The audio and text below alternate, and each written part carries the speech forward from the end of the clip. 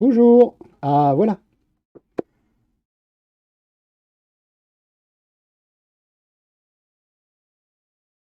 Désolé, OBS m'a fait Désolé, OBS m'a fait Désolé. Voilà. Voilà, donc OBS m'a fait un caca nerveux. Donc je l'avais préparé. Désolé. Il était prêt et au moment où on a démarré, bah, il m'a fait un caca nerveux. Il n'a pas voulu transmettre correctement. Donc je commence un petit peu avec du retard, mais veuillez m'en excuser. C'est pas du retard, c'est un problème que j'ai réglé. Voilà. Donc merci de m'avoir attendu. J'espère que vous viendrez nombreux aujourd'hui encore pour voir ce que je vous présente, je vous propose. Alors, est-ce que ça va fonctionner maintenant sur... Voilà, c'est pas ce que je voulais vous présenter. Donc,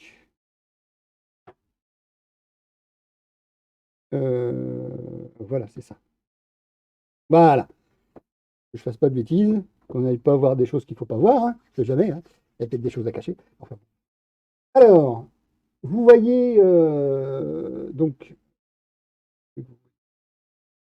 vous pouvez voir ça. Bah, je sais pas si ça capture Non, je suis pas sûr que ça capture. Alors,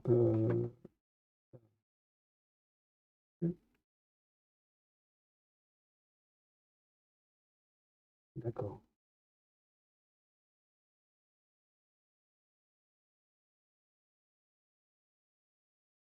par défaut, et on va les mettre, voilà, voilà. Vous voyez la toilette de Nido, mais c'est pas de ça dont on va parler normalement. Excuse-moi, j'espère que vous allez bien. Je pose ma voix, parce que sinon ça va pas le faire. On revient à nos amours, la CNC, l'impression 3D et la découpe ou la gravure laser. Donc l'émission est toujours consacrée à ça. On s'est vu normalement hier, c'était pour si on jouait. Si on jouait, ça sera principalement du Diablo 3 au début. Il y aura peut-être du Arctic Phone si vous êtes nombreux à venir me voir et que vous souhaitez en faire. Il y aura aussi possibilité de faire un autre jeu dont je ne me souviens plus si c'est Among Us. Vous n'avez qu'à venir me voir sur mon Discord. Je vous mettrai un lien dans une description en dessous, tout ça, un de ces jours, quand je saurai bien manipuler Discord. Et donc, je vais vous avertir par ce biais-là que je suis... on va vous avertir aussi sur Internet, hein. Euh,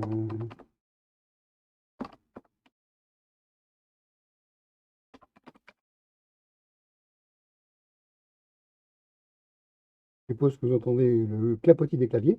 Désolé. Oui. Alors,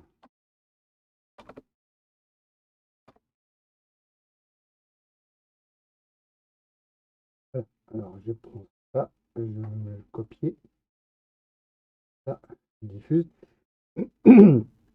Voilà, ça, c'est ça.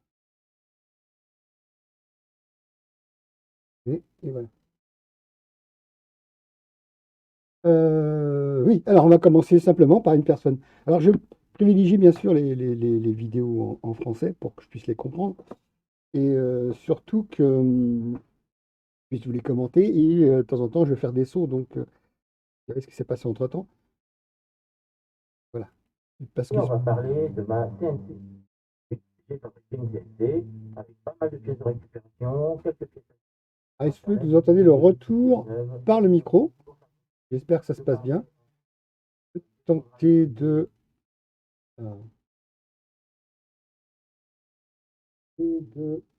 voilà. On va essayer de voir si ça continue.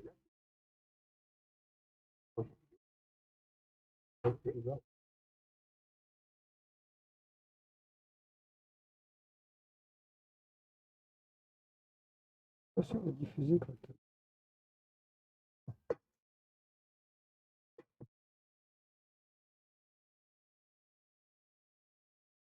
Non. Bon, alors déjà, je baisse le son chez moi. Je n'ai pas diffusé le son, les sites vidéo, parce que je ne sais pas comment je vais faire. Dans ma capture,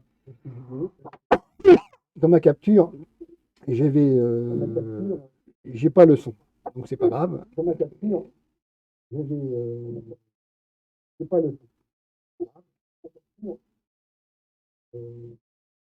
Donc voilà, ce monsieur se proposait de créer sa propre CNC en partant d'éléments qu'il a achetés sur Internet, qu'il a créé aussi en impression 3D pour certaines choses. On voit le support moteur, les chariots de déplacement, enfin bon, tout ça. Et c'est très formateur, c'est très très sympathique. Mais vous voyez son nom, c'est Bricolou, donc vous pouvez aller voir ce qu'il fait, hein, ce monsieur. Vraiment, il fait des choses sympathiques. Il y a des choses que moi je trouve bizarres, qui sont le fait qu'on imprime en 3D des pièces en plastique, distance, on ne peut pas la mesurer réellement, sinon ça casse. Et je ne sais pas si c'est vraiment fiable. Bon, d'autres l'ont fait, hein, la RS CNC 32 bits existe. Beaucoup font de l'impression 3D. Moi, je préfère carrément être dans le dur, soit du plastique injecté, ou des plaques de plastique découpées pour faire les champs de la machine, ou alors carrément de l'aluminium. Je trouve que c'est plus sympathique. Je suis métalleux à l'origine, hein, j'ai un cercle de fraiseur que je n'ai jamais utilisé, sauf à titre personnel. Donc, mes connaissances que je mets au service de la CNC de temps en temps. Et sinon, le plastique, pour moi, je trouve ça c'est bizarre de faire ça en plastique. Le plastique, pour moi, je me coupe mon retour sonore parce que sinon je vais avoir du doublon chez vous. Alors bien sûr, ces braves gens utilisent GRBL, c'est très pratique. Donc une carte Arduino, un shield par-dessus, des moteurs en EMA 17 ou en EMA 23, et on a une CNC. C'est très bien. Moi, je suis pas contre, hein, et je trouve que c'est meilleur machin. Alors là, monsieur, je ne sais pas s'il est en français ou pas. Il est en anglais, et il explique qu'il a fait une machine et qu'il l'a emprisonnée parce qu'elle fait trop de bruit. Non. Alors, il a fait autre chose. On va les sauter quand même carrément. Et il travaille de l'aluminium théoriquement. Il explique qu'il utilise Kanban. C'est très bien d'ailleurs Kanban. Bon, c'est 150 euros, mais c'est à vie. Donc, même s'il y a des mises à jour, hein, là, on est en version 1.0, quelque chose. Si vous aviez la 0.98, et bien vous passez à la 1.0 sans débourser d'argent supplémentaire, car c'est une licence à vie. Le petit fichier .leak, il y a un numéro dedans, et il suffit de sauvegarder ce fichier-là sur un support type USB. Et si vous changez de machine, la licence, c'est pas multimachine, mais vous pouvez le faire quand même, hein. Je ne pense pas que ça soit un problème. Donc, vous allez sur une machine, vous installez bam, bam, vous mettez ce fichier licence, il est reconnu à l'ouverture, vous n'êtes plus limité. Essayez-le en shareware, hein, mais vous verrez que vous ne pourrez plus vous en passer si vous avez des envies de créer facilement des choses. Il suffit d'un fichier, excusez-moi, je me gratte, fichier qui peut être en 3D, hein, STL, ça marche aussi, mais un fichier en CAD, c'est-à-dire en 2D, et vous pouvez extrapoler les usinages grâce à ça, en positif, en négatif, en ce que vous souhaitez. Vous pouvez partir de la table, vous pouvez partir du brut, enfin vous pouvez partir de plusieurs endroits. Vous avez des post-processeurs différents. Il inclut aussi maintenant un onglet GRBL, c'est-à-dire que vous pouvez carrément, avec Kanban, piloter votre Arduino. Donc un seul logiciel fera tout. Vous ne serez pas obligé de passer par un laser web quand vous faites du laser, quand vous faites du Candle, du CNC-NG ou quelque chose.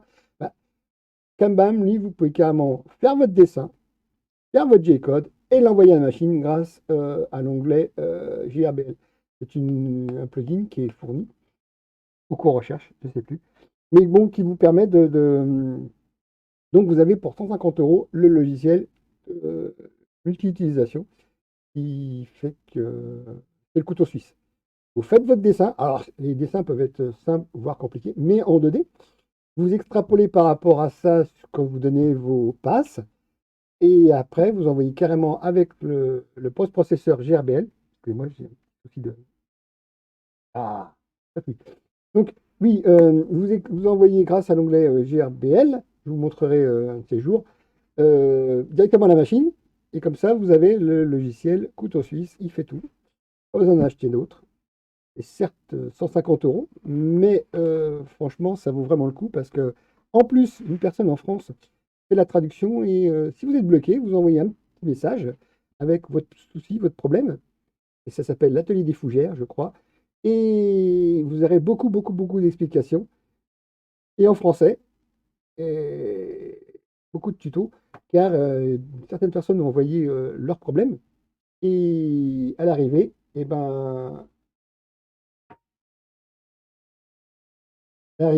a résolu leurs problèmes, et on voit la résolution de leurs problèmes. C'est quand même un outil très complet, Kanban, donc quand on voit à l'écran, vise la personne. Alors, bon, il est principalement en anglais, mais très facile d'apprentissage, hein, et les explications sont en français hein, sur Atelier des Fougères. Donc, les gens, je vous mettrai un lien. Euh, Quand je mettrai la vidéo le lendemain sur YouTube, vous mettrez le lien dedans pour rejoindre pardon, la chaîne YouTube de l'Atelier des Fougères. La personne qui se cache derrière s'appelle DH42 sur les forums, commande numérique. Et elle est très très efficace, je trouve, cette personne. Alors, on va aller sur le déballage. Une commande numérique. Ah, ça ne va pas être en français. Voilà. Vous avez la solution, hein, c'est marqué. Laser Wizard, voilà. Mini profil, bench, oui, d'accord. Ok. On va accélérer un peu. Ah, il y a des. D'accord, c'est ça. Alors, je présente la carte numérique qui permet de gérer tout ça. On va aller un peu plus loin, hein. Voilà. Du déballage. D'accord, ouais, je vois ce que c'est. C'est une petite 3018. C'est très très recherché, mais bon, alors, faut, quand on fait du 3018, c'est qu'on fait du PCB, c'est-à-dire qu'on fait de la carte, enfin, des chemins électroniques sur une carte livrée, parce que c'est relativement précis comme machine. Tu vois. On peut faire d'autres choses, mais bon, c'est vraiment du petit format, parce que, en plus, il se limite à un étau, c'est encore plus petit. C'est vrai que ça permet de prendre des pièces facilement en place. Il explique qu'il a eu un souci apparemment. Voilà, ça permet de prendre facilement, ça évite de mettre des brides. En général, les brides, si elles sont mal posées ou c'est mal calculé, on peut carrément la percuter. C'est pas idéal, hein.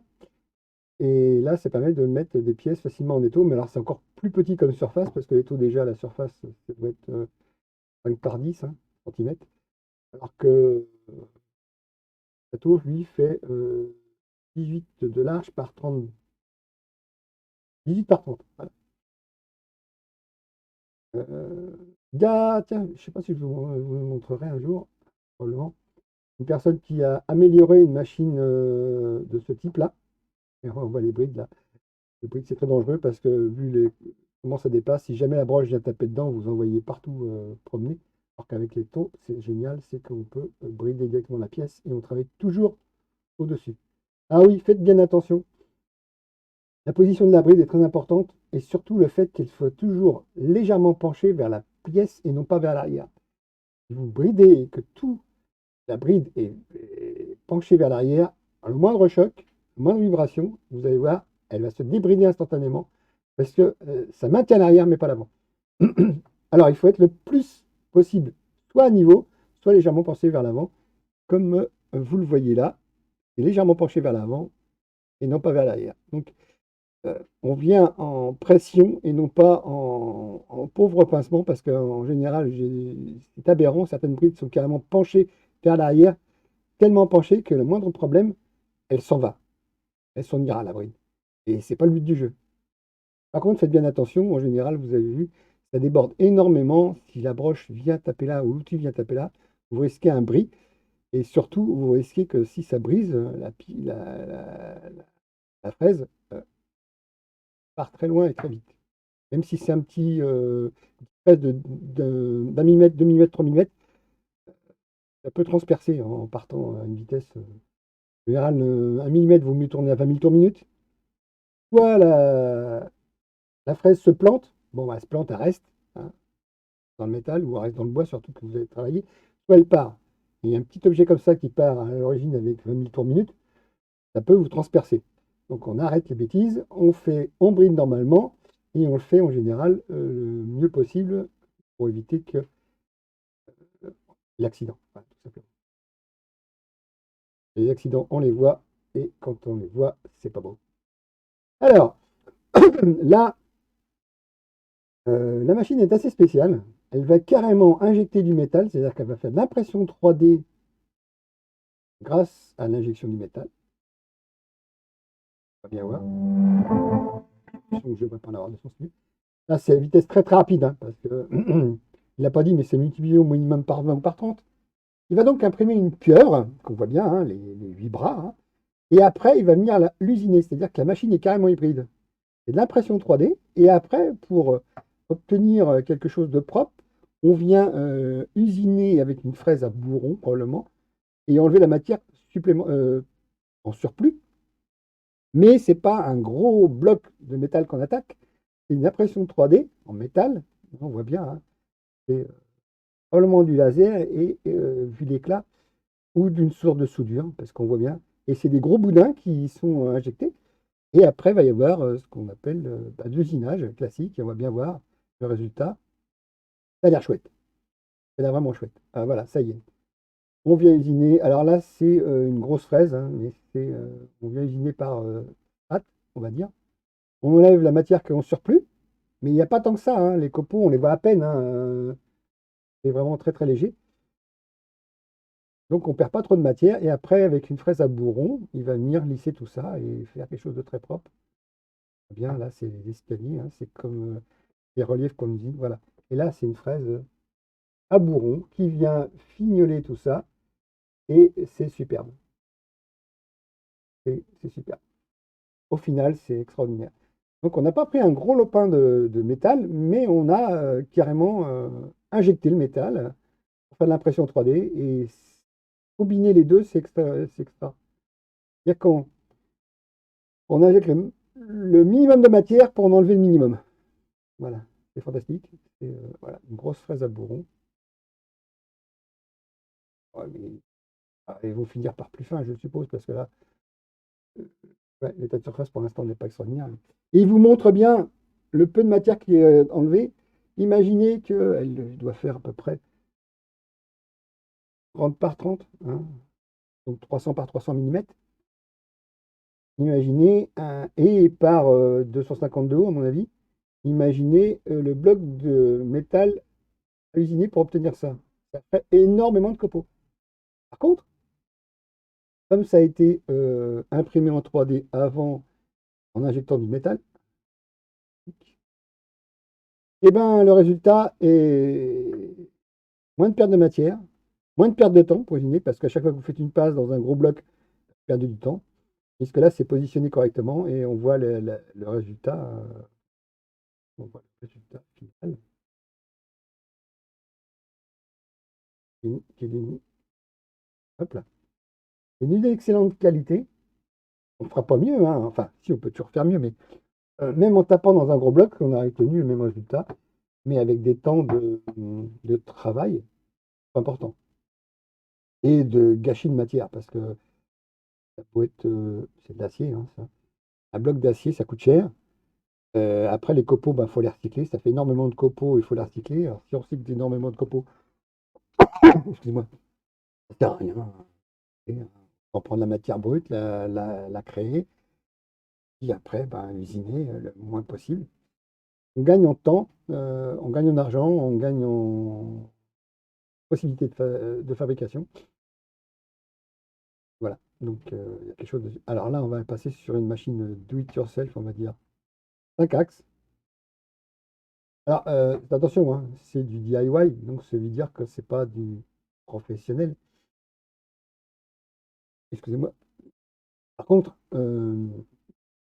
les fonctions sont les mêmes, 5 axes. C'est-à-dire que la fraise va se balader un peu partout. Et j'ai vu même que, il était possible de mettre carrément une tête d'imprimante 3D. Ce qui veut dire que là, les supports, ça sert à rien, puisque l'imprimante viendra elle-même se positionner au bon endroit pour faire ce qu'il faut. Et donc, par contre, ils utilisent un logiciel qui s'appelle Rhino. Rhino, c'est pas donné, hein, c'est industriel. Ils ont mis une extension sur Rhino, mais pas encore sorti. C'était excuse-moi, c'était une bonne intention. La machine aurait coûté dans les 2000 €, je crois, au final, mais ça n'est jamais sorti.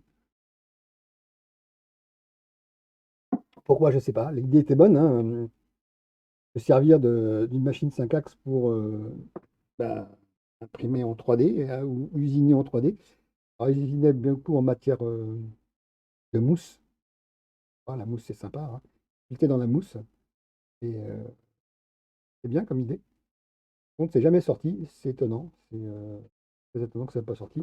Le prix était relativement raisonnable parce qu'une 5 axes réelle, si vous la faites, vous achetez une machine 3 axes et après vous rajoutez deux autres axes qui sont eux-mêmes sur un type tour et un plateau. Puisque là, c'est carrément la tête qui se balade et non pas les plateaux qui se baladent eux-mêmes. Complètement différent, il y a deux types de 5 axes. Celui qu'on voit actuellement, excusez-moi, celui qu'on voit actuellement qui est en cours de fabrication et le fait qu'on se balade avec des plateaux et non pas la tête. Je sais pas jusqu'où on en a obtenu. Ah oui, c'est vrai. Il était un axe. Ok, très bien. Elle est en cours de développement. Voilà, on va aller voir voilà. La partie 4. Là. Bien sûr, l'électronique est importante. Il faut un moteur, hein, que ce soit géré et que le logiciel puisse le gérer. Alors, je ne sais pas ce qu'il utilise comme j'ai cru voir Mastercam. On voit les mouvements possibles. Alors, bien sûr, c'est en cours de construction, hein. Les câbles, là, c'est pas optimisé, hein. Ils vont sûrement faire quelque chose de plus propre. Par contre, ils utilisent toujours des petits moteurs brushless. En général, ces petits moteurs qui sont mis dans les modèles réduits. Ah, ça tourne très bien, très vite, mais après l'alimentation, c'est du 12 volts probablement qu'ils utilisent pour avoir plus de couple. Et voilà, parce que là, c'est fort. Voilà. Électrique, fort. Waouh! Ah là, c'est du costaud, hein. La carte électronique, alors elle est très propre puisqu'elle est recouverte. C'est juste des borniers qui sont visibles. C'est pas mal. Moi, je trouve que c'est sympa comme procédé. Alors, Masso. Ah oui, d'accord. Ah, c'est carrément le logiciel qui est fourni avec la carte électronique. C'est bien. Ça, au moins, c'est compatible. Et il nous montre les mouvements, les mouvements faisables par. Ouais, superbe. Voilà, il y a A et B, en plus des axes, trois axes X, Y, Z. On peut aller à 6 axes parce qu'il y a A, B et C possible. Donc, pour calculer tout ça, il y a très peu de logiciels qui sont capables de calculer tous ces déplacements en G-code, tous ces mouvements. Alors, on voit bien, hein, X, Y, Z, donc les trois axes de déplacement, hein, et le A et le B qui permettent de faire les rotations sur la tête elle-même et l'inclinaison de la fraise. C'est super. Donc, moi, je trouve que c'est pas mal. Une belle petite machine. Alors, apparemment aussi imprimée en 3D, les pièces. Donc, pourquoi pas, hein, pour tenter prototype. Puis après, c'est vrai qu'ils tapent dans la mousse en général, hein. Ces gens-là, en général, tapent dans la mousse. Alors, c'est très statique, par contre. Voilà, ça en met partout. C'est électrostatique, cette mousse, et ça en met beaucoup, beaucoup, beaucoup partout. Et c'est un peu gênant. On va revenir en arrière. Donc, ils utilisent, voilà, un variateur pour le moteur. Voilà. Liaison du moteur. voilà, dans les deux sens, hein. Plus ou moins 210 degrés, je pense. Et la rotation elle-même du moteur, quand il est incliné, ça permet de faire des choses très intéressantes. Dommage qu'il n'y ait pas autre chose arrêter là. Alors, fabriquer ça. Alors, voilà. Fabriquer son CNC. Et bien sûr, les gens pensent tout de suite impression 3D. Pourquoi pas? Mais à un moment donné, pour taper dans le mur, si on veut usiner autre chose, il faut. C'est bien le prototypage, c'est super, on peut faire ce qu'on veut. Et je suis pas contre l'impression 3D, au contraire, c'est génial l'impression 3D. J'ai même pratiqué. Donc voilà, c'est quelque chose de très bien. C'est dit que c'est très accessible. Alors, pour modéliser, par contre, penser ces pièces et les modéliser, c'est bien aussi. Il faut avoir connaissance. Il est plus facile d'utiliser la CNC donc, routeur, routeur en général, phasage routeur, que l'imprimante 3D. L'imprimante 3D, ben, il faut modéliser son pièce en fonction des besoins et puis voir comment on l'imprime pour que la résistance soit maximum par rapport à l'impression. L'inclinaison d'une pièce, des fois, peut faire que la résistance est meilleure. Il y a une imprimante actuellement qui arrive, j'espère en trouver plusieurs fois. Si, je crois que Tommy Desrochers l'a fait, utilise. C'est l'imprimante de Creality qui a un Z infini parce que c'est un plateau d'une courroie qui se déplace en fonction et donc c'est infini puisque ils ont créé ce plateau et la boîte horizontale, il est considéré comme le Z, donc le Z étant infini, on peut imprimer une pièce relativement longue, même voire très longue, peut dépasser le mètre, parce que tant qu'il y a de la matière qui est fournie, ben, il ira. Alors, le plateau en lui-même est 2 fois plus long qu'il n'est large, c'est-à-dire ça fait 600 mm de long à peu près. Mais comme c'est une courroie, ben, il est infini, et au bout, il faut mettre un support. Si vous voulez que ça fasse plus de 600 mm votre pièce, vous mettre un support qui, lui, supportera la pièce qui a refroidi et qui permettra de ne pas la casser au final. On peut rallonger par un plateau. Ils ont prévu, eux, mais il faut le faire soi-même, c'est pas plus mal. À l'origine, vous mettez des tasseaux de bois, il y avait un plateau au-dessus et vous pouvez imprimer très, très, très longuement une pièce. Alors, elle sera de maximum 300 de large, cette pièce, 300 mm, mais infinie en longueur, puisque voilà, c'est la pièce que vous mettez dessus. Alors, soit c'est une pièce infinie, soit vous mettez toutes les pièces que vous voulez imprimer sur le plateau. Les pièces peuvent être même différentes. Vous les espacez légèrement hein, dans le slicer. Et vous verrez que vous pourrez carrément, ces pièces orange là qu'on avait au début, et ben, vous les mettez sur ce plateau-là, hein, sur ce slicer-là. Vous les mettez l'une derrière l'autre. Et vous pouvez vaquer à vos occupations, même si ça prend des heures, voire des dizaines, voire des centaines d'heures. Toutes les pièces seront imprimées au fur et à mesure. Dans ces cas-là, vous ne prolongez pas votre plateau, mais vous mettez un réceptacle et les pièces vont tomber dedans au fur et à mesure dans ce réceptacle. Et ce qui fait qu'à la fin, ben, vous aurez toutes vos pièces imprimées en une seule fois. La machine n'aura tourné qu'une seule fois. Alors bien sûr, n'hésitez pas à mettre une grosse bobine. Je crois qu'il en existe en 2 kg. Si vous voulez faire beaucoup de pièces, je crois qu'il en existe en 2 kg, voire 5 kg. Et là, dans ces cas-là,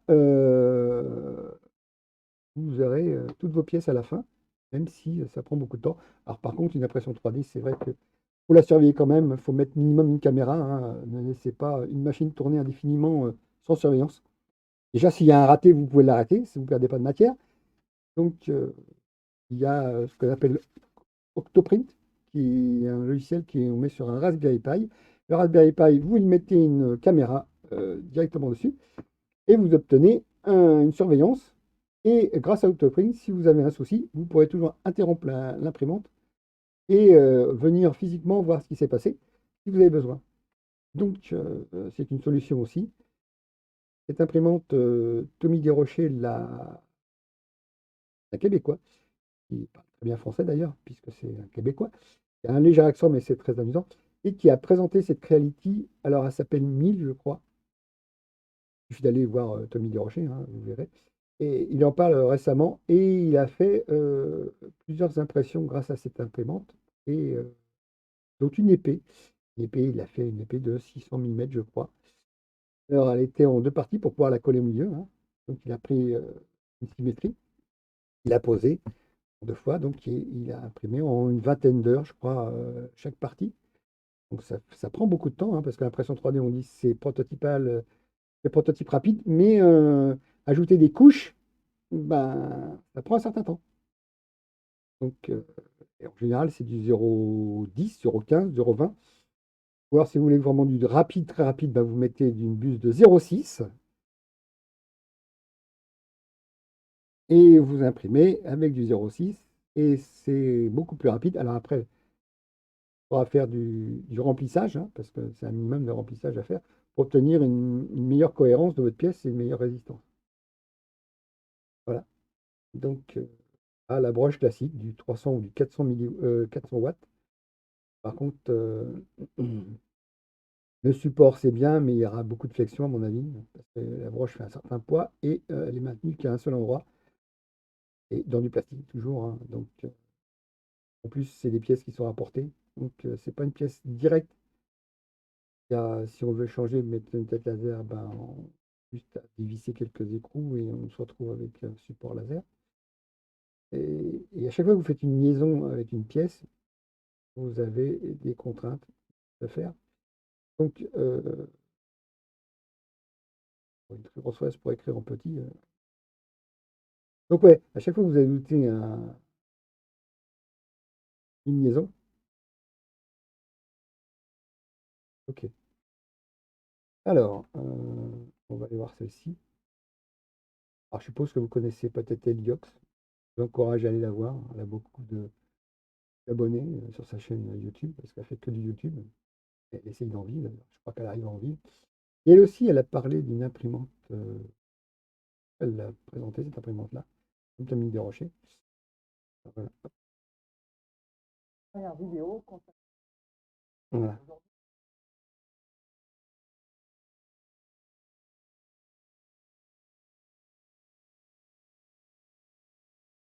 Regardez le son. Vous n'avez pas le son, mais moi je le garde.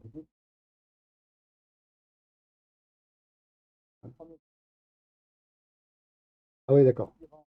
Alors, il explique que le coupleur, là, est trop souple et ça fait que, on va le voir, il s'allonge. En moins d'effort, voilà, il s'allonge. Et bah, au point de vue de précision, c'est n'importe quoi. Puisque si la fraise en elle-même, bah, tape dans une matière qui est trop rigide, ben, il va se retrouver avec des erreurs au final. Donc, ce genre de truc, évitez. Il y a des coupleurs qui sont bien plus sympas, qui ont des dents et un. Voilà. Alors, il l'a carrément imprimé lui-même, hein. On fait de l'impression 3D, donc on continue. Et il y a aussi des coupleurs qui ont carrément un amortisseur, mais il ne peut pas s'allonger, ce coupleur, mais il a un amortisseur qui fait que bah, s'il y a une force trop importante, il va absorber cette force d'une certaine façon.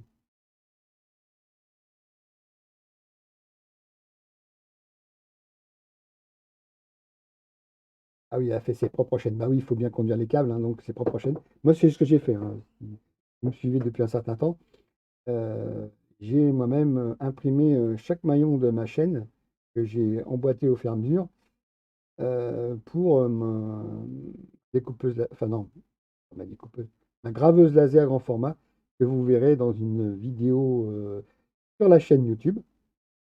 Donc, Laser 87 Man, c'est aussi une chaîne YouTube. 24 heures après ce live, vous pouvez retrouver indéfiniment le live parce que sur Twitch, c'est au bout de 15 jours pour moi parce que je ne suis pas encore affilié. Donc, c'est pas 60 jours, mais c'est 15 jours. Donc, je sauvegarde automatiquement mes lives et je les transmets 24 heures après sur YouTube. Donc, celui d'hier, le live d'hier, vous pouvez toujours déjà le voir sur YouTube, même si vous l'avez vu ici, mais dans les 15 jours, il va disparaître.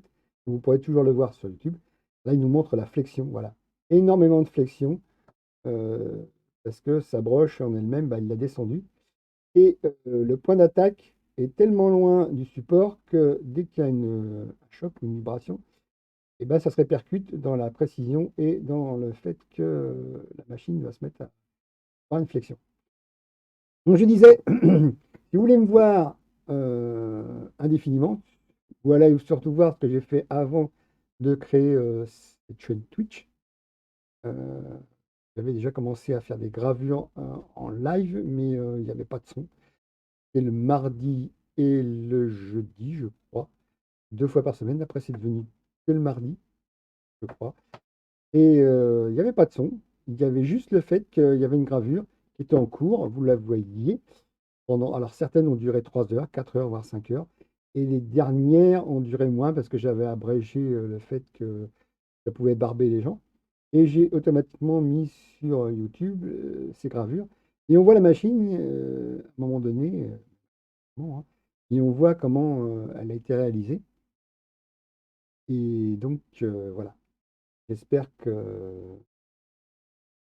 vous verrez ça nombreux, que j'aurai un nombre de vues important. C'est pas que. Alors, je ne cherche pas à faire de l'argent, hein. Je ne suis pas là pour faire de l'argent. J'ai beaucoup de temps puisque je n'ai pas d'emploi. Mais c'est pas pour ça que je vous demanderai de faire de l'argent ici. Je ne suis pas pour pub. Je suis pour qu'on me suive plutôt et qu'on interagisse avec moi par le biais du chat qui est sur votre côté. Vous voyez, je vais le faire bouger, voilà. Mais vous l'avez chez vous aussi, hein. Donc, il est en général sur le côté droit. Si vous ne le voyez pas, il y a une petite flèche qui vous permet de le faire sortir et de réduire l'image. Voilà. Il y a aussi un côté gauche où vous pouvez l'enlever si vous voulez en appuyant sur un petit logo en bas et que vous verrez. Et rendira l'image sur la partie gauche et sur la partie droite, ça restera pareil.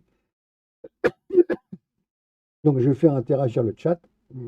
Euh, je suis bien là.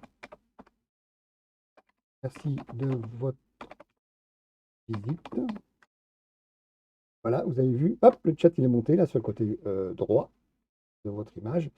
Donc ça fait déjà 44 minutes et 1 seconde, voire un peu plus, que je suis avec vous. Ah, tiens, 44 minutes, c'est bizarre. Je vois moins que ça à ma pendule. Excusez-moi.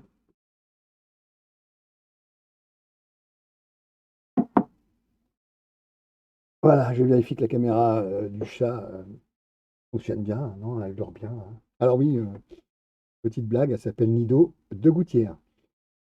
Elle est noble, elle est de Gouttière, puisque j'ai trouvé dans un bac à bois que j'avais créé. Et voilà, avec ses frères et sœurs, ils étaient 4. Et j'ai récupéré celle-ci, enfin, j'ai récupéré les 4. Et j'en ai donné une. Et les 2 autres, je les ai déposées à l'SPA parce que je n'avais pas les moyens de les garder. Donc j'espère que ça fait 2 propriétaires heureux. Sa sœur, je sais où elle est. Mais son frère et son autre sœur, je ne sais pas où ils sont. Mais ça, c'est je suppose qu'ils auront trouvé un gentil propriétaire. Donc c'est Nido, son petit nom, et je l'ai surnommé, je lui ai donné un nom de Gouttière. C'est là que l'humour arrive. Bon, alors, vous voyez la découpe dans le polycarbonate, parce qu'on va dire que c'est un polycarbonate, on ne va pas donner de marque. Ça peut être très propre hein, si on prend des précautions. Alors, ça s'usine en général avec une fraise, une dent. Hop là. C'est pas moi qui dis, hein, ça s'utilise avec une fraise, une dent. Il ne faut pas que ça chauffe. Il faut que ça coupe bien. Alors, c'est qui ça? Ah oui, je ne sais pas si vous connaissez. Et ça, on va le voir. Oh. Eh ben, on va aller voir quelque chose. Alors, je me suis décidé de faire sa propre commande numérique. Du coup, je vous ai montré. Et bien sûr, l'impression 3D. C'est très bien. Moi, je trouve que c'est tout bien l'impression 3D. Ça permet de prototyper rapidement. Mais la robustesse des matières plastiques n'est pas ce que je trouve important. Alors, ABS ou PLA, hein. Hop, on va arrêter avec lui parce que j'ai déjà vu. Et voilà. Maker. Une personne que je suis beaucoup. J'ai découvert pas mal d'années. Et là, il y a eu de l'impression 3D, mais franchement, le reste, c'est du métal. Du plastique, non, c'est du métal, aluminium. La partie qu'on voit là, c'est une impression 3D. Mais le reste est quand même métalleux. Il y a de la soudure, il y a beaucoup de soudure. Voilà, énormément de soudure. On va voir. Voilà. Donc oui,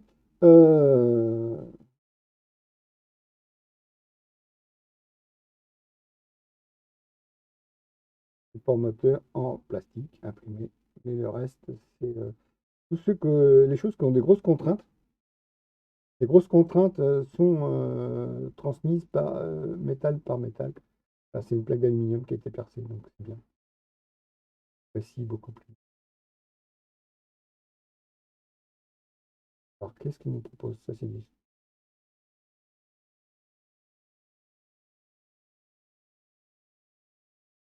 D'accord. Oui, chez qui je suis tombé? Ah, d'accord.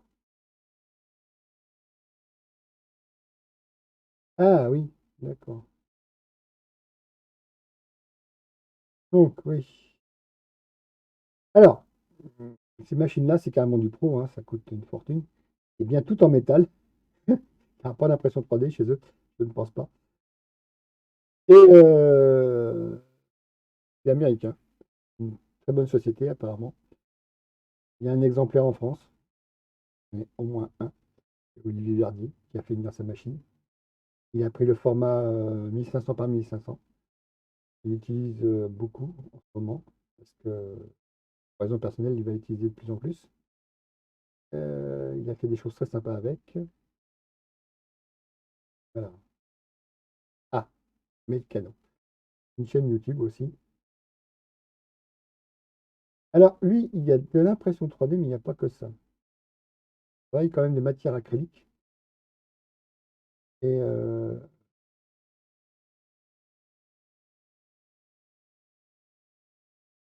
alors, c'est pas sa meilleure machine, à mon avis, parce que quand on voit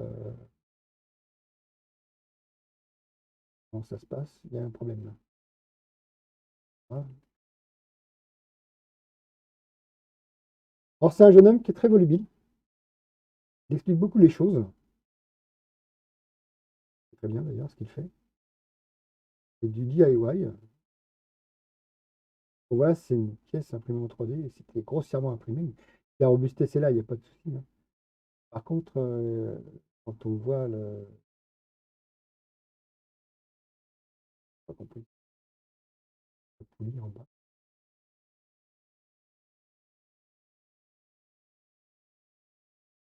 Alors, c'est le classique, hein, c'est le Arduino Nano avec un shield, des drivers, c'est des 22,08 € ou des choses comme ça, hein. Des 44,89. Et ça permet de faire des machines. Alors, je vais essayer de trouver autre chose. Alors, des machines en bois. J'aime bien. Il faut du bois non massif. Il faut de la planche de contreplaqué. Et quand on voit ce qui est réalisable, ah, il y a des choix, il y a des choix quand même arbitraires, on va dire. Transmission par courroie. Donc, déplacement grâce à des courroies. C'est pas ce qu'il y a de mieux, c'est élastique. Courroie. Ça fait une courroie. Donc, mieux vaut une vis. Alors, il existe une autre alternative, c'est la crémaillère. C'est ce qu'utilisent les gens de chez Avid CNC, donc machine. Non plus. Là, c'est déjà plus industriel, on va dire, plus professionnel. Donc déjà, c'est des guides linéaires, des déplacements à guide linéaire déjà. Et la transmission du déplacement se fait grâce à une crémaillère pignon. Donc on engraine le pignon sur la crémaillère et on se retrouve avec quelque chose qui fait des déplacements relativement rapides pardon, relativement rapides, précis, et qui ne sont pas élastiques. La courroie, c'est très bien pour aller très vite, si on veut, et quand il n'y a pas de contact.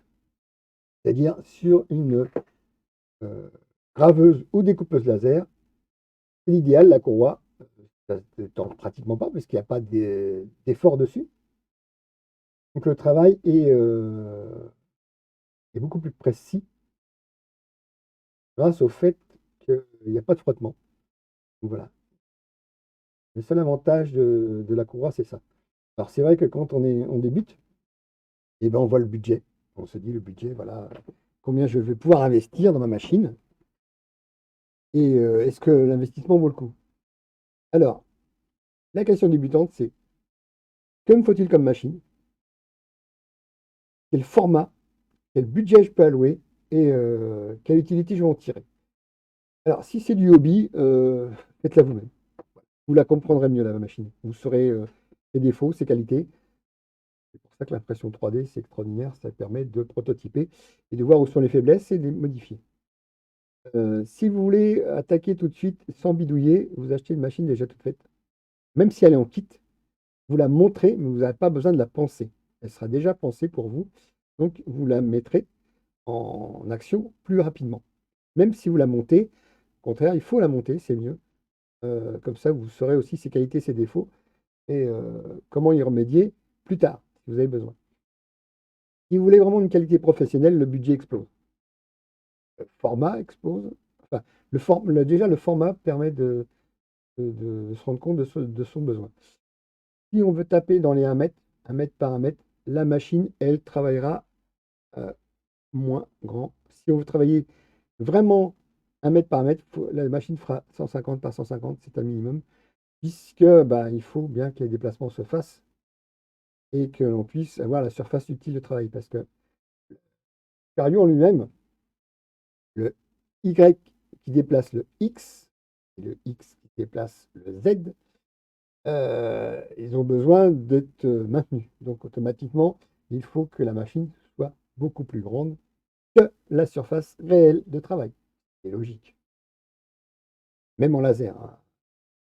C'est une votre petite laser comme moi j'ai fait. Elle fait 1,50 m de long pour usiner sur pour travailler sur 1,20 m et elle fait 1 m de large pour travailler sur 900. Même pas. 1,22 m, 1,22 m de large pour travailler sur 900. Et il y a quand même une perte puisqu'il y a besoin de supporter les rails de déplacement. C'est logique.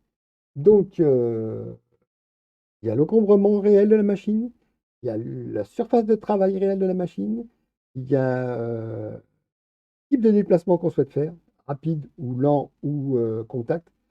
Alors, impression 3D, ben, pas de contact puisque on dépose de la matière. Un routeur, on travaille dans la matière, donc on tape dedans, donc il y a besoin de contact logique, ce qui fait qu'on a plus d'efforts de coupe pour les prendre en compte.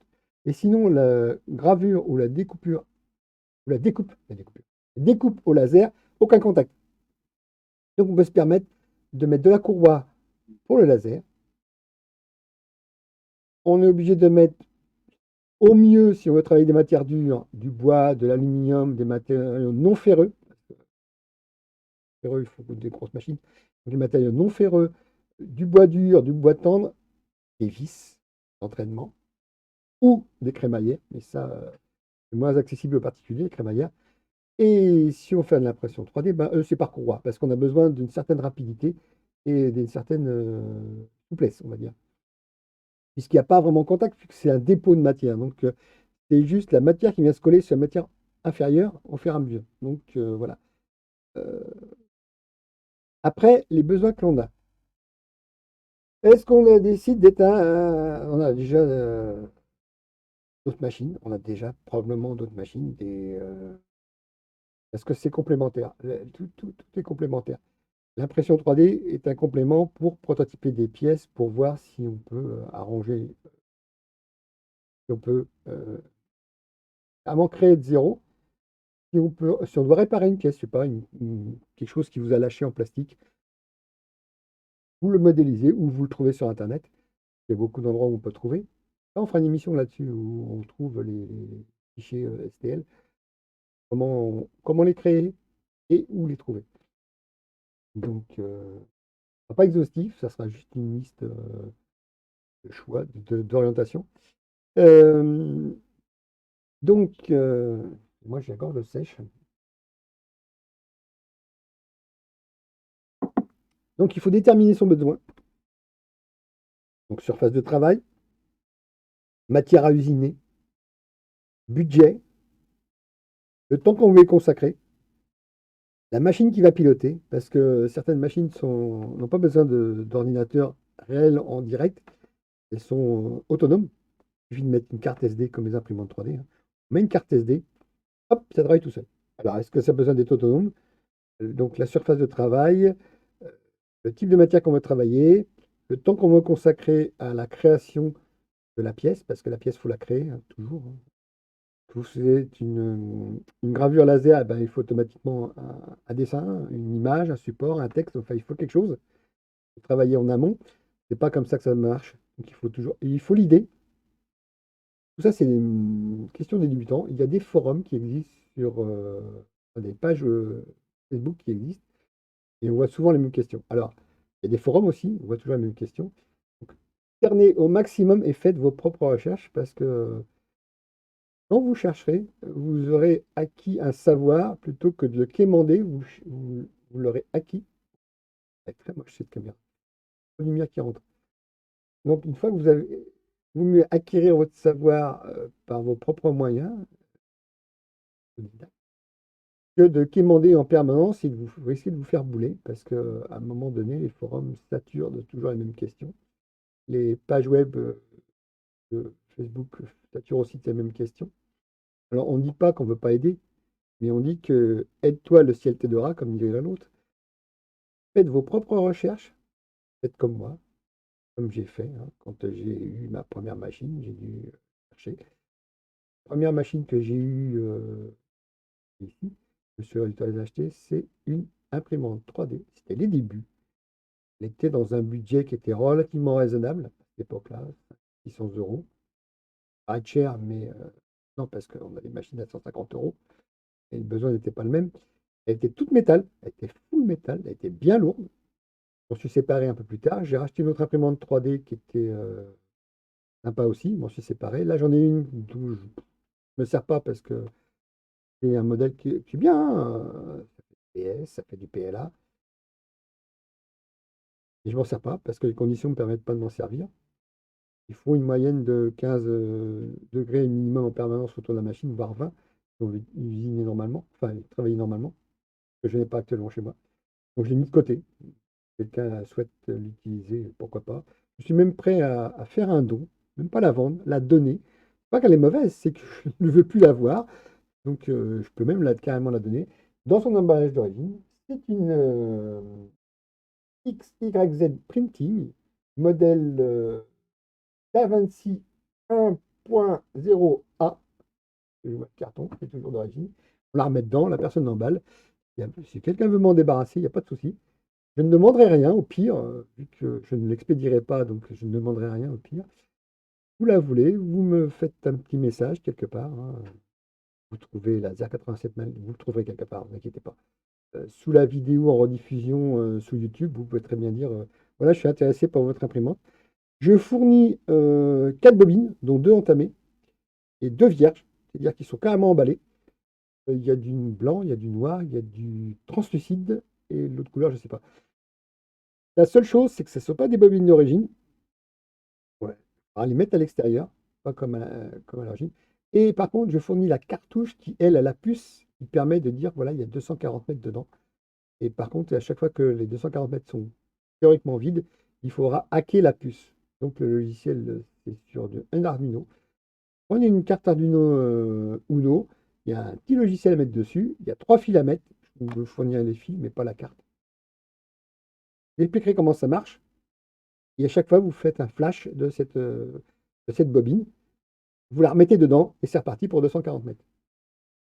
Le seul inconvénient qu'il y a chez XY Printed, c'est XYZ Printed, ils ont fait des cartouches propriétaires. Et quelqu'un a réussi à hacker la puce déjà au moins 5 ans, parce que ça fait plusieurs années que j'ai cette machine-là. Donc je l'avais acheté parce que je savais qu'on pouvait hacker la puce et mettre des filaments autres. J'ai acheté une autre cartouche un jour parce que j'avais besoin. J'ai même utilisé cette cartouche-là pour faire ma chaîne. De, de la graveuse laser que j'ai fait, c'est-à-dire la chaîne, les maillons de la chaîne qui permettent de mettre les câbles dedans. Donc voilà, si quelqu'un souhaite s'équiper à titre de loisir d'une imprimante XYZ Printing d'Avinci 1.0A, il me suffira de me laisser un message sous la vidéo retransmise sur YouTube et il viendra la chercher parce que moi je n'assure rien. On va venir la chercher, je la remettrai dans sa carton d'origine et je vous fournirai les 4 bobines, dont 2 entamées, et le support bobine que j'ai fait et en contreplaqué avec une tige filetée pour que la bobine se repose. Je fournis tout ça et je ne demande rien. Voilà. Et généreux, pourquoi pas, mais moi je ne demande rien, simplement. Donc voilà. Je pense que j'ai pas trop grand-chose à dire pour la suite, parce que l'heure est déjà pratiquement écoulée. À moins que l'on regarde. Ah oui, pourquoi pas, une autre vidéo. Hop là. Le montage d'une machine. Alors là, c'est carrément du super rapide. Ah oui! J'avais oublié ce monsieur enfin ce jeune homme qui existe. Et,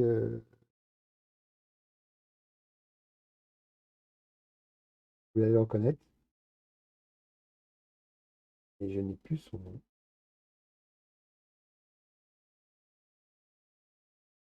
Voilà. Nicodème Bartnik. Alors, il est très inventif. Il est très porté sur l'impression 3D et le routeur, CNC routeur. Et je crois même qu'il a créé sa société pour vendre ses idées, vendre ce qu'il fait. Donc, voilà. Je vais donc vous quitter pour aujourd'hui. Ça va faire pratiquement 1 heure que nous sommes ensemble. Exactement 58 minutes et 13 secondes au moment où je vous le dis. Donc, en général, je consacre 1 heure à 1 heure et demie maximum pour l'émission. Les autres jours, il y aura probablement plus long. Je vous rappelle que le lundi, il y a une diffusion qui s'appelle Si on jouait. Le mardi, il continue avec l'émission. Le mercredi, ça va être On en parle, c'est-à-dire on va prendre un seul sujet, et on va développer sur ce sujet-là. On va parler d'un sujet différent de ce que l'émission propose et permettre de tout ouvrir, quoi. Actuellement, j'ai vu quelque chose qui m'interpellait. Une personne qui expliquait, notre président, l'année prochaine, sa société n'existera plus, parce que la gestion de la crise est tellement mauvaise que beaucoup de commerces vont fermer et beaucoup vont se retrouver avec des crédits à payer qu'ils ne pourront pas forcément payer, tout simplement parce que il n'y aura plus de fonds. N'ayant plus de clients, ils ne pourront plus fournir les emprunts qu'ils ont contractés et donc vont fermer et déposer faillite, enfin faire faillite. Donc demain, on en parle. Donc le mercredi, on en parle. Et le jeudi, ça sera la rubrique s'appellera À la chill. C'est-à-dire qu'on parlera de tout, de n'importe quoi, de l'information qu'on capte, de la bonne information, de la mauvaise information, tout ce que j'aurais pu capter ou que vous aurez pu m'envoyer dans le chat. Et on fera tranquillement de la découverte de jeux, de la découverte de streamers, streamers ou streameuses. Je sais pas, on verra tranquillement. Alors, énormément de sujets qui n'ont rien à voir avec l'émission, qui n'ont rien à voir avec Si on jouait, qui n'ont rien à voir avec On en parle, puisque c'est une rubrique vraiment à part. Et on prendra le temps de regarder, de se flâner, je sais pas. On regardera des paysages, on regardera divers sujets, enfin, on sera à la chill, voilà. Ça sera complètement décontracté. Si j'ai décidé de vous mettre en grande fenêtre, carrément un feu de bois pour vous réchauffer. Feu de cheminée, feu de bois. Un feu de cheminée ou un paysage enneigé, parce que c'est le moment. Tout et n'importe quoi. C'est-à-dire que l'image sera peut-être fixe, ou sera peut-être mobile, enfin animée, je ne sais pas.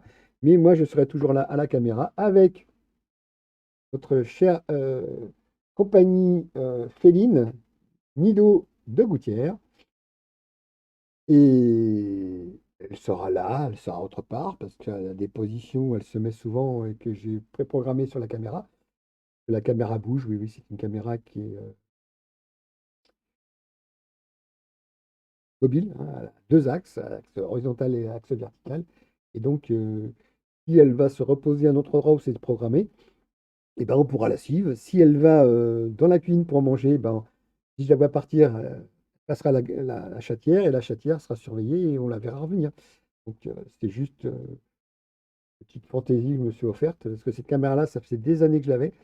Je n'avais jamais réussi à la faire fonctionner. Et par miracle, hier, j'ai réussi à obtenir des images sans me fâcher parce que peut-être d'avoir ce genre de produit qui ne servait à rien. Je la laisse en RJ45, pas en Wi-Fi, ça sert à rien, parce que je peux la contrôler. Et surtout que ben, le soir, quand l'ordinateur, et ben, il se fait que la caméra ne surveille plus rien puisqu'elle n'a plus de courant. Donc, sur ce blabla, j'espère que vous ne vous êtes pas ennuyé. Moi, j'ai pris du plaisir à vous communiquer ce que je vous montrais. Voilà. Alors, Nicodème Bartnik a, je crois, développé sa société. Elle est très jeune, hein, pour nous montrer et vendre probablement ses produits et continuer de développer des idées diverses et variées parce qu'il a commencé par l'impression 3D, je crois. Là, il est carrément dans la découpe de matière, donc CNC routeur. Sur ce, je vais vous dire bonne fin de journée, au plaisir de vous revoir et à demain, n'oubliez pas, et on en parle.